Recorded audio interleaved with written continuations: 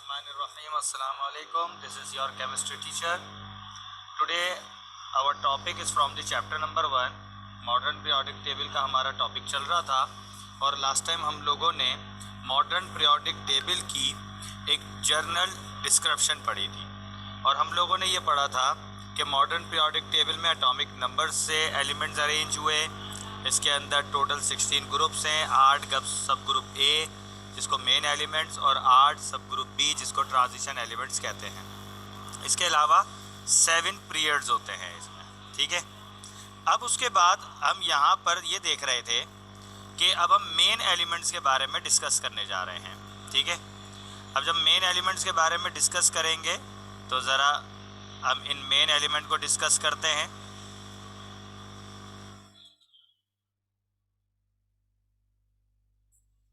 ये देखें main elements के बारे में ना सबसे अहम बात कि group 1A 2A 3A 4A 5 6 7 and ये ग्रुप 0 कह रहे हैं, इसको ग्रुप 8A भी कहते हैं।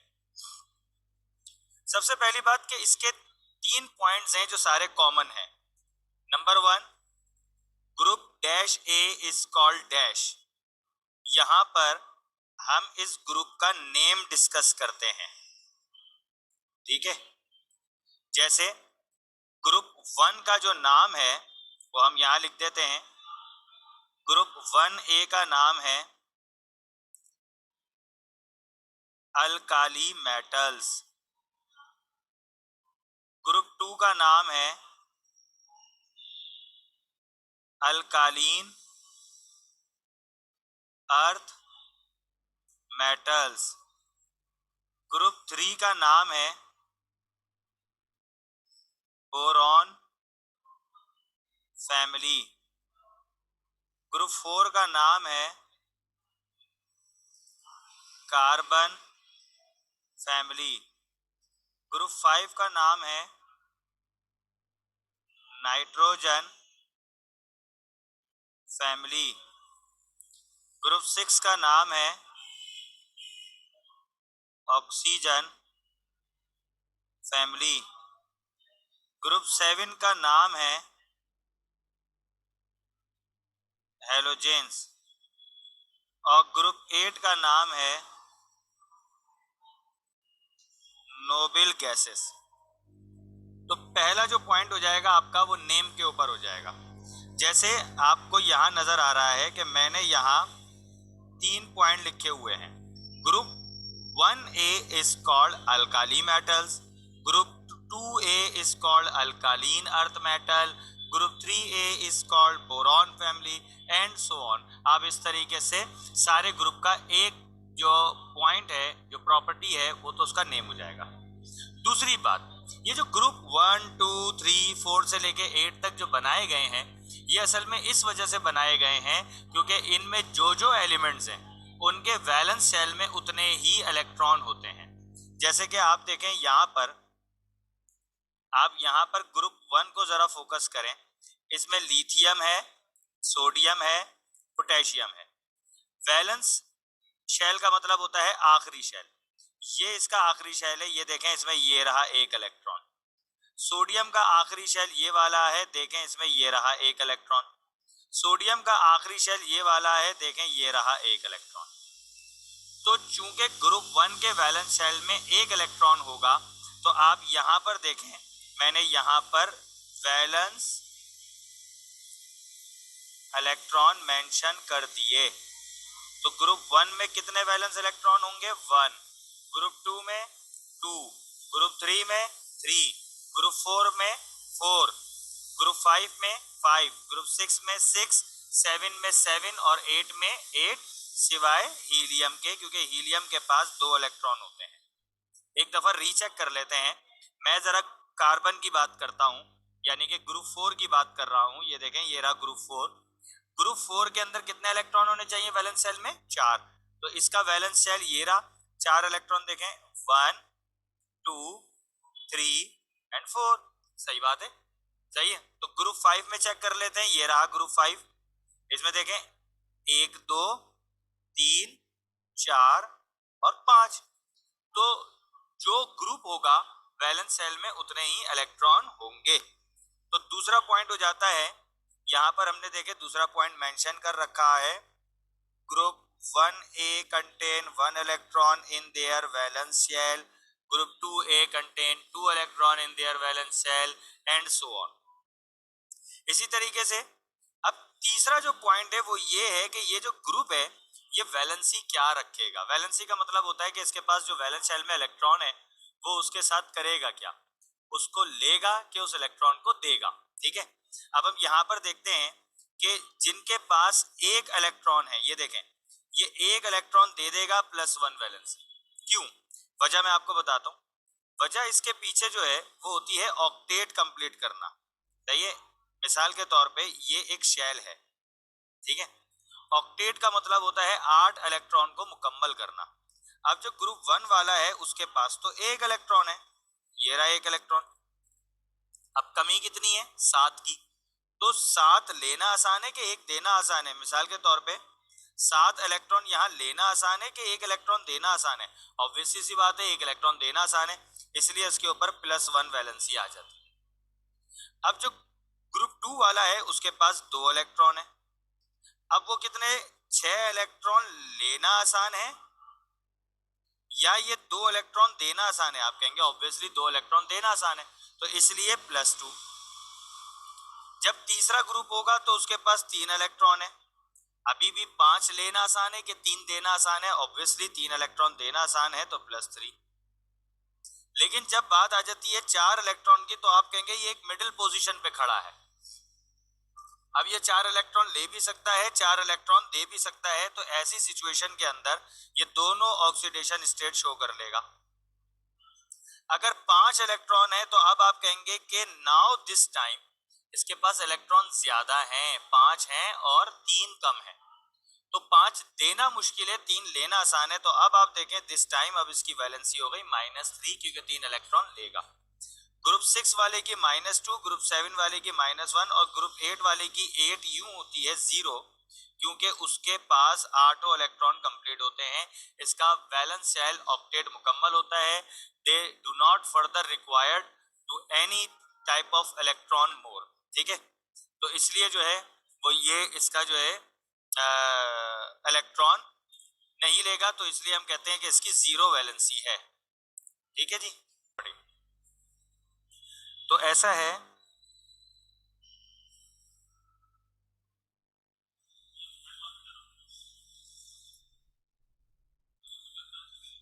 तो ऐसा है कि अब तक हम लोगों ने ग्रुप के बारे में पढ़ लिया कि हमारे पास 8 ग्रुप होते हैं मेन एलिमेंट्स के, और इन मेन एलिमेंट्स के ग्रुप के जो नाम हैं alkali metal, alkaline earth metal, boron family, carbon family, nitrogen family, oxygen family, halogen और नोबल गैसेस। अच्छा, उसके बाद हमने ये देखा कि जो ग्रुप हैं उसके वैलेंस शेल में उतने ही इलेक्ट्रॉन होते हैं, यानी कि 1 2 3 4 5 6 7 एंड 8। और फिर तो तीसरा पॉइंट होता है वो होता है उनकी वैलेंसी, कि वो अपने उस ग्रुप के वैलेंस इलेक्ट्रॉन के साथ करते क्या है। एक इलेक्ट्रॉन है वो दे देगा +1 +2 +3 +4 एंड -4 -3 -2 -1 एंड 0 वैलेंसी। अच्छा, इसके अलावा चौथा पॉइंट जो है वो आप कोई सा भी सर्च कर सकते हैं। मिसाल के तौर पे ग्रुप 1 2 और 3 जो है ये आपके मेटल्स हैं, आपके 7 8 जो है वो नॉन मेटल्स हैं, बीच में कुछ मेटलाइड्स हैं। ग्रुप 1 जो है वो हाईली रिएक्टिव है, 2 वाला भी आपका रिएक्टिव है, 7 वाला आपका हाईली रिएक्टिव है, 8 वाला आपका अनरिएक्टिव है, बीच वाले आपके मॉडरेट रिएक्टिव हैं। ठीक है, तो ये सारी चीजें। इसके अलावा आप ये भी कह सकते हैं कि ग्रुप 1 2 जो है वो आयोनिक बॉन्ड बनाता है, ग्रुप 7 आयोनिक बॉन्ड बनाता है, बीच के जो ग्रुप्स होते हैं वो कोवेलेंट बॉन्ड बनाते हैं। तो देयर आर सेवरल पॉइंट्स आप लिख सकते हैं, लेकिन आपके पास जो शुरू के 3 पॉइंट्स होंगे वो आपके नेम, वैलेंस शेल इलेक्ट्रॉन और वैलेंसी, इन इन चीजों के ऊपर आपके शुरू के 3 पॉइंट होने चाहिए। ठीक है जी। अच्छा, अब उसके बाद हमारे पास जो है वो पीरियड के ऊपर बात करते हैं हम। ठीक है, अब जब हम पीरियड के ऊपर बात करते हैं तो वापस आते हैं हम अपने इस पीरियोडिक टेबल की तरफ। ठीक है, अब ये जो हमारा पीरियोडिक टेबल है मैं जरा इसको पहले रिमूव करता हूं। हमने पढ़ लिया था कि इसके अंदर 16 ग्रुप्स हैं, उसमें से 8 ग्रुप ए वाले हैं और 8 ग्रुप हमारे पास बी वाले हैं। ठीक है जी, अब हम बात करते हैं पीरियड्स के ऊपर कि इसमें कितने पीरियड होते हैं। ठीक है जी। अब हमारे पास जो पीरियड्स हैं वो है टोटल 7 पीरियड। सही है। तो ये कहलाता है आपका फर्स्ट पीरियड, ये कहलाता है सेकंड पीरियड, ये कहलाता है थर्ड पीरियड, ये कहलाता है फोर्थ पीरियड, ये कहलाता है फिफ्थ पीरियड, ये कहलाता है सिक्स्थ पीरियड और ये कहलाता है सेवेंथ पीरियड। तो हम ये जानते हैं कि हमारे पास टोटल 7 पीरियड होते हैं। ठीक है। अब पीरियड किसे कहते हैं? पीरियड कहते हैं हॉरिजॉन्टल रॉज, यानी कि फर्स्ट पीरियड को हम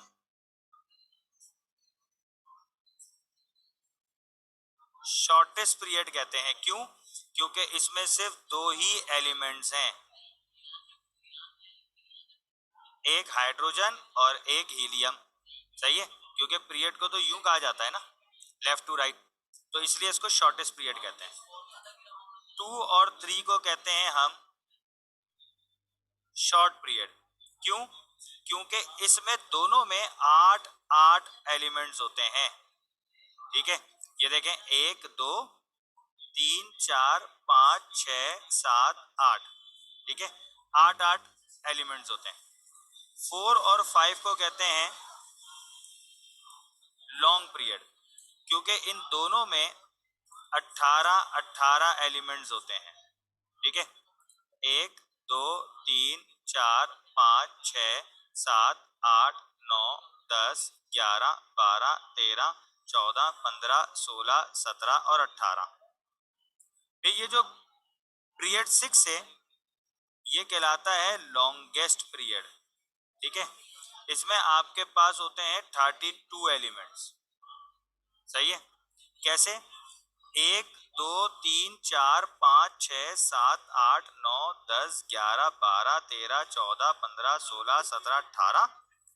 और ये देखें, ये डॉटेड लाइन बनी हुई है इसके साथ, तो यानी कि ये पूरी लाइन में जो आपको ग्रीन नजर आ रहे हैं यहाँ 14 एलिमेंट है, ऊपर 18 और नीचे 14 प्लस करें 32 एलिमेंट हो गए जो मैंने कहा था। और इसको हम कहते हैं लेंथेनाइड्स। लेंथेनाइड सीरीज कहलाती है। ठीक है। 7 को हम कहते हैं इनकम्प्लीट। क्यों? क्योंकि इसमें यहां पर अभी अनडिस्कवर्ड एलिमेंट है। सही है। तो इसलिए हम इसको काउंट भी नहीं करते कि इसमें कितने, बस हम ये कहते हैं कि ये पीरियड 7 जो है वो एक्टेनाइड के साथ जुड़ा हुआ है। सही है। इसलिए हम इसको इनकम्प्लीट पीरियड कहते हैं। सही है।